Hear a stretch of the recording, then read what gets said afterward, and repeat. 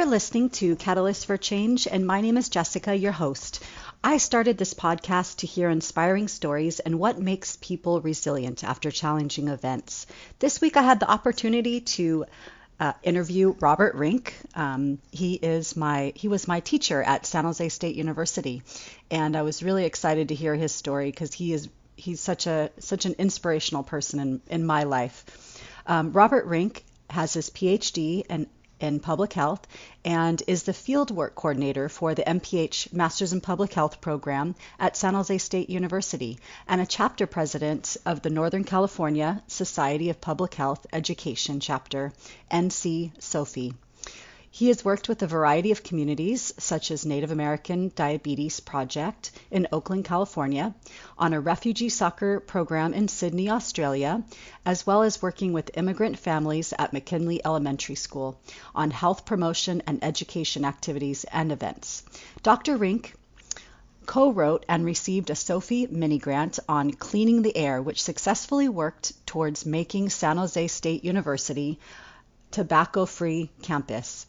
Dr. Rinck is the advisor of the COUGH at San Jose State University Club, which spearheaded the tobacco-free initiative and won the Outstanding Service Program Club for San Jose State University campus in 2018. As part of the Salud Familiar project within McKinley School, they won the Outstanding Program Award at the SOPHE National Conference in 2015.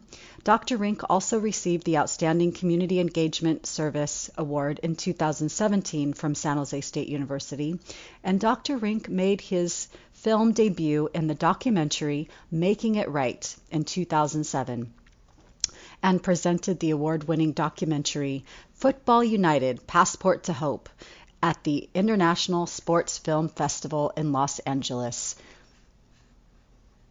Robert, I was really inspired by you as a professor at San Jose State during my Master's of Public Health, Community Health Education. Can you tell me a little bit more about what inspires you and what has made you so resilient and basically the person you are today? Well, thank you for asking, Jessica. It's been a really interesting journey that I've been fortunate to have and survive and live. I think my journey started when I was in a really serious car accident. And I bring that up is because if you've never been in a car accident, and I was hit by a truck actually, and then shoved into a bridge railing. And I was trapped in my car and headed towards this bridge railing. I thought, well, this is it, this is it. And I wasn't screaming, I was crying, my life wasn't flashing before my eyes, but I was very, very calm because I realized if it was my time to go, it was my time to go. And while that would suck, I also knew that everything was okay, like everything was resolved. There was no outliers hanging out where I didn't resolve things. And then my car hit the railing, but it held my car. I didn't fall over the bridge, but it was completely demolished. I remember pushing, and I was in just this fetal position just because I was in a smashed tiny car now. And I remember pushing the door open and it kind of fell off. And I remember crawling out. And I grabbed my man bag, because you just grab your man bag that you have. And I remember feeling myself up and down and then realizing that I survived. And when I looked at my bag, there was a letter in it. And I grabbed the letter, and it was my acceptance to the MPH program at San Jose State. Oh, and wow. I thought, if this doesn't tell me to do something with my life, I don't know what is, because I could have been toast, but I'm not. I'm alive. And so right at that moment, I made a vow.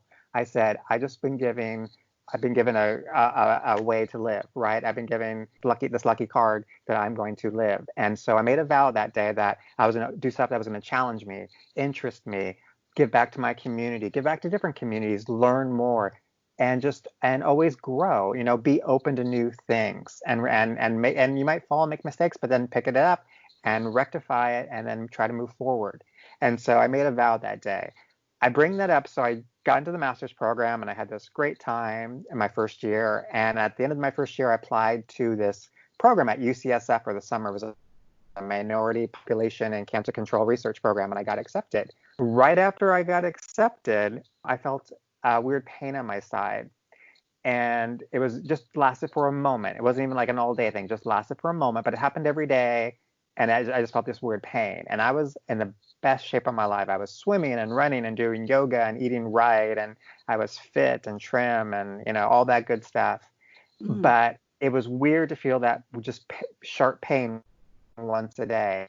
And so I went to my doctor who I really, really liked. And that's something important. If you are able to go see a doctor, find one that you trust, that you like. Don't go to doctors that if you don't feel comfortable with. And it's hard, but I was just really, really fortunate to go to someone I really, really liked.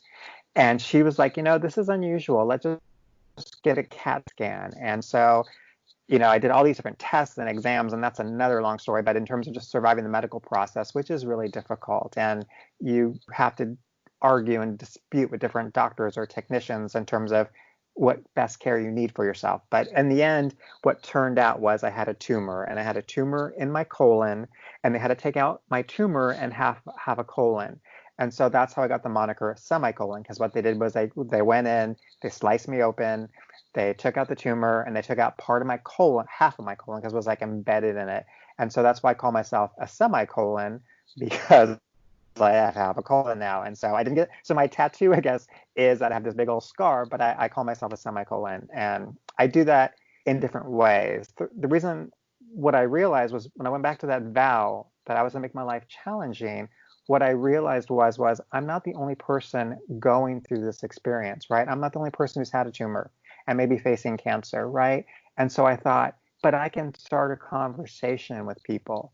I can talk to people about it because we can make this topic not uncomfortable.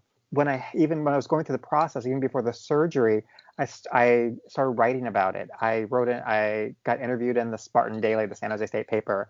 I did a PSA at the community college I was working in at the time. I did a talk show, an independent talk, a local talk show, cable show about going through the process of, testing and diagnosis.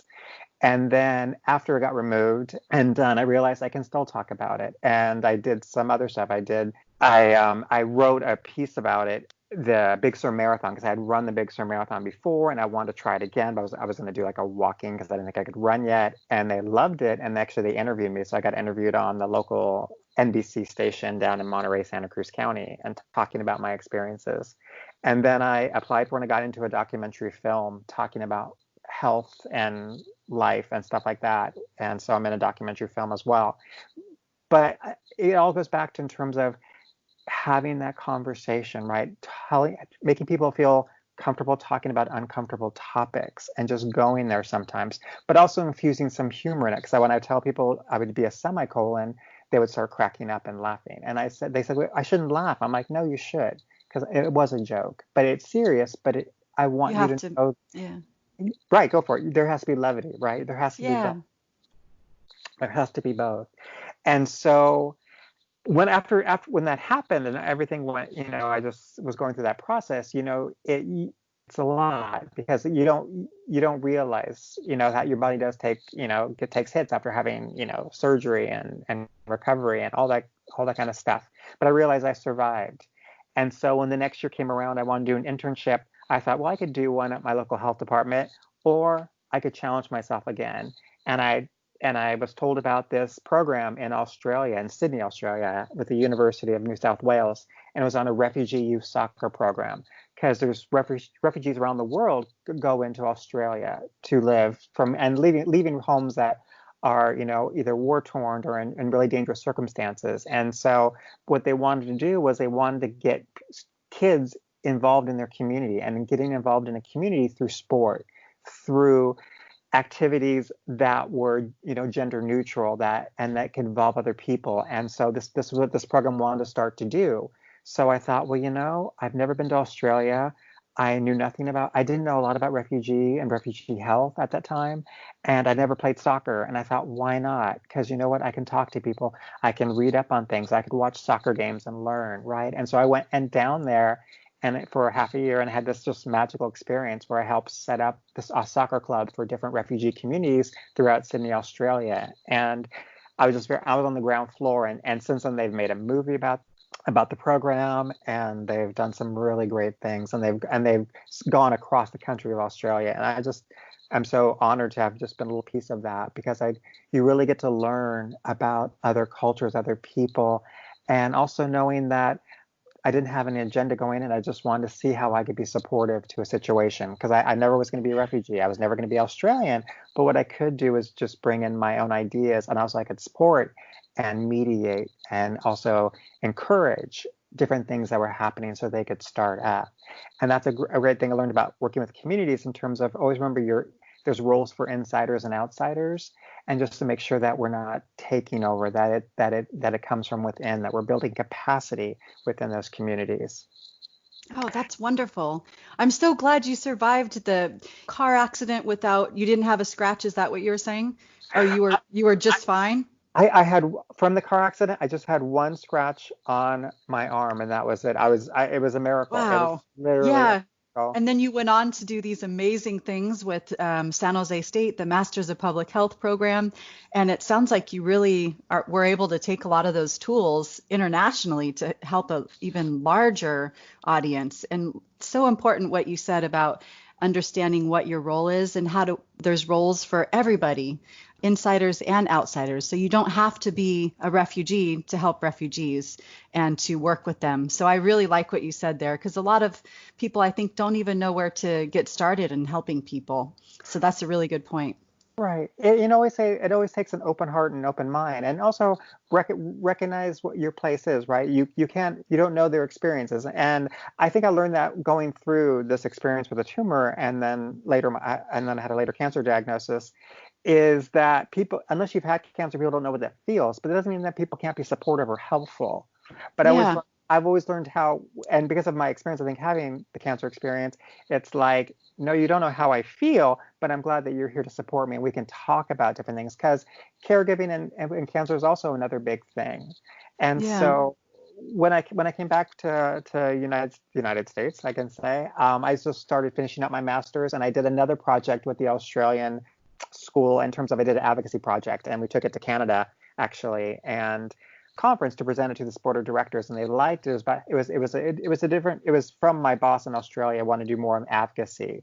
And what Hmm. happened was, it was like a 3-year project, and finally we went to Geneva, Switzerland, actually, to present this work on advocacy that we did. And we talked to different people in different countries doing like innovative things about how they seemed to advocacy, and how they approached advocacy, and how to develop tools for advocacy. And it was interesting at the time, my boss was going to go to Geneva, Switzerland, but one of the soccer teams that was created from our program got to go to the World Cup in South Africa at the same time. And so what it is for all the world, when the World Cup is held, the days before that, they have the Festival of Hope. And what that means is all children's soccer teams, they get selected from around the world, get to go to this Festival of Hope right before the World Cup. And they selected the team that Anne had created, that my boss Anne, in Australia. And so she got to go to South Africa right before the World Cup team, the soccer team that was created from her program. And so because of that, she goes, Robert, can you go to Geneva, Switzerland, do this presentation on advocacy that we also worked on? And, things, it'll get paid for from the, blah, blah, blah. And I'm thinking, I get to go to Geneva? I'm like, okay, I'm down. Nice. I know. And there's a part to this story. So when I went to Geneva, and I presented information on different advocacy projects, and I had a group of speakers that talked about the different advocacy they're doing around the world. It was at the IUHPE, which is International Union of Health Promotion Education Conference. And so we do this presentation. It's really nice. It's fun. And I leave Switzerland, and my friends are living in Spain. So I head over to Spain and to visit my friends, because that's what you do. The first night I'm there, I realized I have a grant I was working on that I had to submit. And so I'm like, tell my friends, well, you go to bed and I'll be on your balcony working on this grant. And I was doing a conference call with Oakland, and it was with the Intertribal Friendship House. It's a Native American community center. And we were working on a Native American diabetes grant. And so I'm talking to the grant writer, and we're going back and forth, and da-da-da. And finally I say, it's like 1:30 in the morning, and I need to hang up now. And she goes, okay. And I said, thanks. And so I hang up the phone, and then the phone rings right back. And I'm like, okay, why is she calling me? But it wasn't her. What it was the doctor's office back in California. And they said, hi, can you come back? Can you come in tomorrow? Because we don't like the test that you took before you left. Before I left, it had been 5 years since the tumor. And so you always get checkups every year and Yeah. blood work. And so they said, we don't like the test that you took. Can you come in tomorrow? And I said, well, I'm in Spain, so I can't come back tomorrow, but you Yeah. can have the doctor call me right now. And so the doctor called me and said, Robert, the tests don't look good, and we think you may have cancer. Oh, That. no. And I thought, okay. And so I Yeah. looked across, I'm on a 7-story walk up in Madrid on this balcony. And I Mm. look across this beautiful Madrid skyline. And I said, well, you couldn't tell me more horrible news in a more beautiful place. So I'm basically going to eat like a fish. I'm sorry, eat like a pig and drink like a fish and have a good time because there's nothing I can do right now. And he laughed and he said, well, I'll see you when you get back. I said, thank you. As I stood on that balcony, I didn't eat like a pig and drink like a fish. What I did was I walked back to my laptop, I typed the rest of that grant up, and I sent it off. And it turns out I received that grant for $250,000 for 5 years. Nice. But what I realized at that moment, I realized that moment as I look back, as I stood in that balcony, I realized the 3 things of life. And the 3 things of life were never be in a job that you dislike. And I always say, don't quit your job tomorrow. But I always say, ask yourself, what can I do instead? And if you really can't stand your job, apply for a job a week. If you can stand your job for 6 months, apply for a job twice a month. If you can stand your job for 9 months, apply for a job every other month. But Mm-hmm. don't be in a job that you hate. I was in another job. I had 2 jobs. I worked at San Jose State a little bit, and then I worked at another institution that shall remain nameless. And I realized I am so miserable at this job, and I need to get out. And within 3 months, I had transferred. I got my part-time job into my main job, transferred all my benefits over, and I started a new life. And I thought that was one thing I had to do. The second thing I realized was never be in a relationship that isn't bringing you joy or happiness. And I always tell people, don't break up with your partner tomorrow. But always ask yourself, does this person bring me joy? Does this person bring me happiness? But also ask them, do I bring you joy? Do I bring you happiness? I was in a relationship that I wasn't too crazy about. I thought was just all right.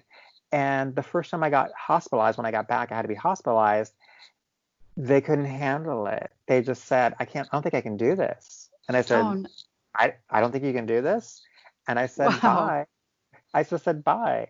Because if you can't be there when it's minor, you definitely can't be there Yeah. when it's major. And it was the second best decision I ever made in my life. The first best decision I ever made in my life was changing jobs. Second best decision was ending that relationship. And the third thing I realized was always do something different. Always change it up. Always challenge yourself. Always try something new. And so I thought about that vow I made, that was then 6 years later because I had the accident and the tumor. And I realized that I self-make a vow where I'm always doing something different. I'm always challenging myself. And what I do every year is I do something different. I taught a class at San Quentin. It was an amazing experience to do that, right? I started working in San Jose with, actually, you had worked on that with the McKinley project in terms of Mm-hmm. working, creating health events at a local local grammar school that was primarily immigrant based. Yeah. Working on, making San Jose State a smoke-free campus and working in tobacco policy and making sure that would happen and getting people involved and getting students involved so they get exposure to policy. I just always realized I always have to try something new, try something different, really challenge myself, and also promote the self-efficacy, right? In Yeah. terms of always trying to, try new experiences, but also being comfortable and doing the things that you can do and mastering that, and also then showing people how it can be done and how they best can do it for themselves. Everyone has their own process and how they get it done, but Mm-hmm. you can always model and support and encourage how that's done. That's really interesting. So my questions that I was thinking of that came out of what you just said is, I know a lot of people that are just getting out of school and they want any job they can get, especially right now with COVID and the economy. Do you have any recommendations on how people can get started in their career, even just by volunteering and working on some of these awesome projects that you've spoke about? How did you get involved in those things? Right. It's really about, it's one, it's doing volunteer work, right? Getting exposed to different things, because then you find out really quickly and right away that this isn't for me or this is for me. Second Yeah. thing is to always know who's your network, like what professors did you like, or what classmates did you know, or what people are always involved in. Get involved. If you're in school, they always put you on alumni listserv. See what comes through that listserv. If anything interests you, reach out to that person and said, hey, that's kind of interesting, and do it that way. So I've been couple different counselors in my life. I was a career counselor, I was a suicide and crisis hotline counselor, and then I became the fieldwork coordinator for the MPH program. And Yeah. part of that is in terms of, I've always feel like they're all connected, right? Because looking for a job is stressful and it's frightening and it's tough because you may be looking for benefits through your workplace, right? Or you may be dependent on the income that's coming from that job and how long you could survive on it. And Hmm. so I always tell people, like, it's better to be employed in something, but know in the back of your mind that if this is not the job you like, that it's time limited, it's time based. Give yourself, Yeah. okay, I think I can do this job for 6 months, or I can do this job for 9 months. And then, Yeah. but in that time, I'm going to apply for jobs. I'm going to reach out to my networks. I'm going to use my LinkedIn. I'm going to use, the different resources that are out there so I can see what else is out there. Because it really is tough right now, especially with COVID. But there are lots of things out there. It's just in terms of it's a job in itself to look for, but it's how you manage that and how you plan that out. Yeah, that's really good advice. And using that LinkedIn, I can't tell you how many times I've got really good connections through LinkedIn where we've just, kept track of each other through our careers. Like you mentioned about college, I still, we still keep in touch and I still keep in touch with a lot of college friends. And so that's really good advice. Now, after all of these wonderful things that you've been doing, what is your next steps? What is the next change you want to make? What I decided when I was on that balcony, I realized I had my master's and I had, this job, and then I changed my job, but I realized I wanted to go to that next level. And so then I got my PhD, I got a doctorate. What my topic was on was how to be your own best advocate when facing cancer, or how to be a best advocate for someone who might be facing cancer. But what it was how to best advocate for oneself, or for someone you love, or for communities that you may serve, and what kind of different advocacy tools people are doing. And so what I did was I had conversations. I had over 100 conversations with people that have been affected by cancer, or had cancer, and how did they best advocate for themselves. And what I did was I did it through narrative storytelling, right? And developed a 5 vignette story of how people face cancer in the way that they did. And so what I've realized is actually when you're doing a dissertation and you're writing those 9 chapters and Oh, wow. 92 references, and is you just really, your mind just opens even bigger in terms of, okay, what are we doing this for? What can this bring, change the narrative a little bit? How can we get people having more conversations, not only about having cancer or supporting someone with cancer, but how we best advocate through ourselves with the systems that are in place, because they are not the easiest to face. I've Yeah. had doctors misdiagnose me. I've had doctors tell me different things that were just like, no, you don't talk to someone like that. And thing is, I knew I could say that because of my privilege, but I knew maybe other Hmm. people could not. And I've known people who didn't like the doctors that they had, but were afraid to say anything because they thought those MD initials were just too intimidating, and they stayed silent. And Yeah. I realized that having conversations with people, or putting things out there in the universe, and looking and having people see that people can advocate for themselves in different ways, but it has to be on their own terms, is what's so important. But how could so what I did when I wrote these 5 different vignettes, it's 5 different vignettes of cancer, 5 different people, 5 different situations, 5 different cultures, 5 different backgrounds, and how they best advocated for themselves when they were in this process, right? And so Hmm. I always hope, because if you ever see a movie or play about, or story about cancer, it's one person, they get one cancer and they live or die. I thought if you have 5 stories with 5 different situations, people could maybe latch on to maybe one of the different stories and relate to it, or understand it, or recognize something. And so that was my next huge project that I did. And I've done a couple moth radio hours where did a couple of vignettes, little stories from that. Wonderful. And I've done a couple poetry slams where I go up and talk about, how I became a semicolon. And I've talked about this in class because you always take stuff that you have, at least I personally take always personal life, real life experiences and relate it to class material so that people know I'm just not just reading from a book, that I'm actually applying what I learned. Yeah. And I was in of all places, because a few years ago, I was in a Panera of all places. And I can still remember I'm ordering a strawberry poppy seed salad. I don't know why I can remember that, but I was ordering a strawberry poppy seed salad. And I wasn't looking up. I was just, putting my card in the thing. The worker, he said to me, "I loved your poem." And I was like thinking, what? In my mind, I'm thinking, what? But I realized he heard me somewhere. And so I looked up and smiled. I said, "Oh, where'd you hear it?" And he said, "I guess I'd done a poetry slam and they filmed it and then they put it on cable access." And Yeah. he said, Yeah. and he goes, "I saw it on TV and I talked about my dad about, you being a semicolon, and I made him go get checked for colon cancer because he wasn't feeling good."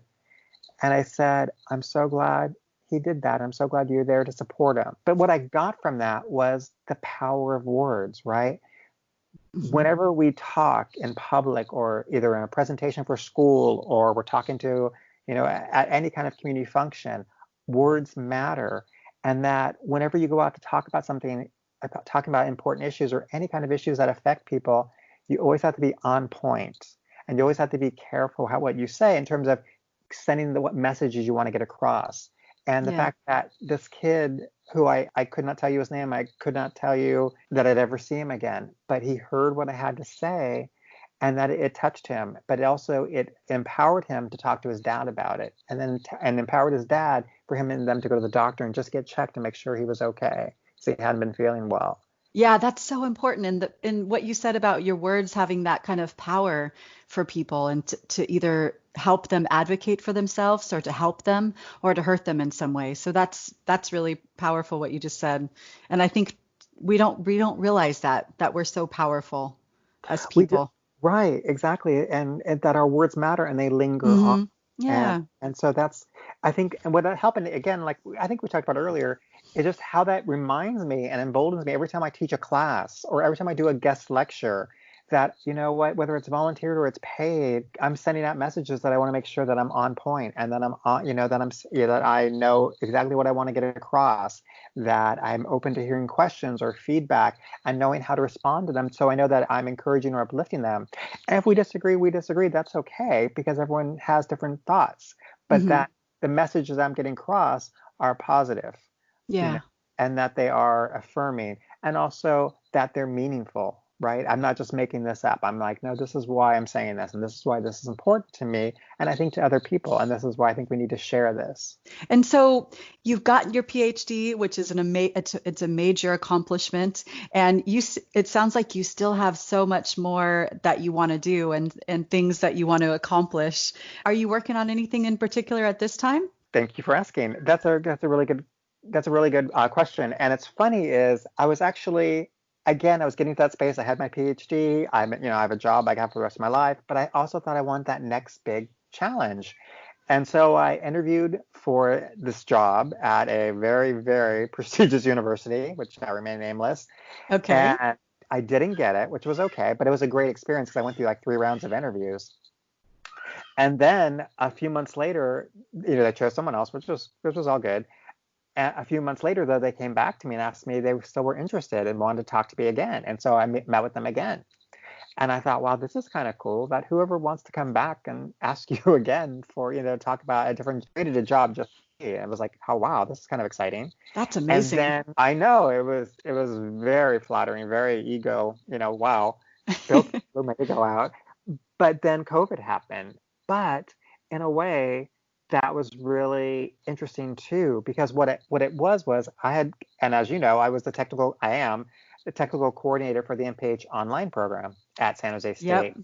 And what they needed though was they needed people to train other faculty and staff and students if they've never been online, to go online. And so I took on this whole big, I and like 11 other people So it was 12 of us. We took on the entire 30,000 population of San Jose State to train people, to make people feel comfortable going online.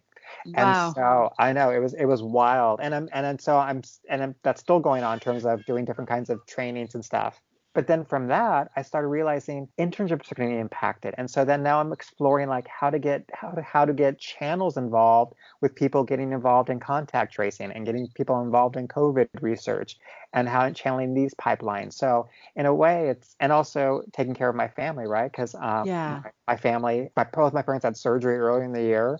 And so fortunately, I was able to, stay with them and support them and work remotely. But it's been fascinating, training people to work online, because of what's happening, and also getting students experience and, in a real life experience, especially now, which is middle of a pandemic, and how important is that for them to know what the challenges are out there by getting real life hands-on experience by either That contract chasing or assessment or evaluation. Yeah, that's great jobs for people wanting to get into that field and to learn more about the research process. Is that what I'm hearing? The contact tracing? Right. And so Yeah. it's about fun. And also it's also a great thing to realize if this is going to be right for them or not, right? And remember that Mm-hmm. for an internship, it's just a set amount of hours. It's a lot of hours, Yeah.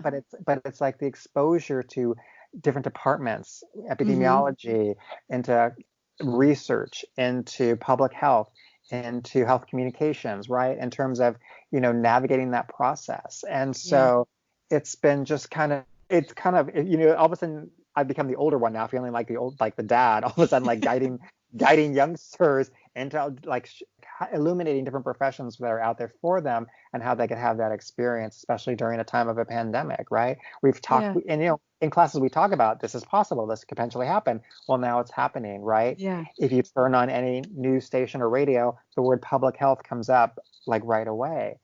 And Yeah. so this is the time when we can show everything we've been teaching and learning can be put into practice, right? Exactly. That's the silver lining of COVID-19 is we really get to see what our public health department can do, and we get to learn so much about public health and how it works. So that's wonderful. I mean, that's the silver lining of this whole situation. Well, I really appreciated having you on my podcast today. Now, just want to wrap up, and I want to make sure see if there's anything else that you'd like to mention before we end here. There's one concept I really love talking about, and Maslow called it the peak experience. When you have an experience that's huge and that you're never the same again. And so what I realized was when I had that car accident, or when I got my first diagnosis, or when I got my second diagnosis, how you have that and your life is definitely changed. But it also can change for the better because you can find fulfillment. You can find significance, and also you can find a spiritual side of yourself, right? In terms Mm. of when you have these peak experiences, it leads to different areas of where you see your life can go.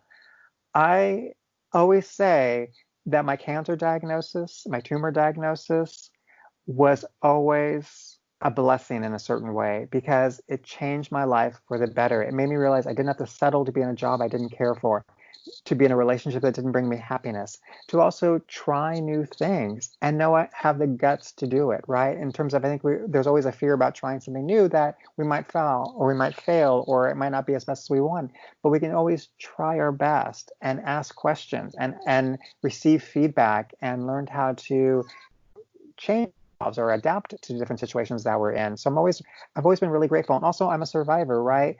I'm really blessed because I've had so many friends and family and people out there that have lost their lives to cancer. And I always feel like, but I didn't. And, and I didn't have children, and I wasn't supporting a family. And you feel guilt. I felt guilt.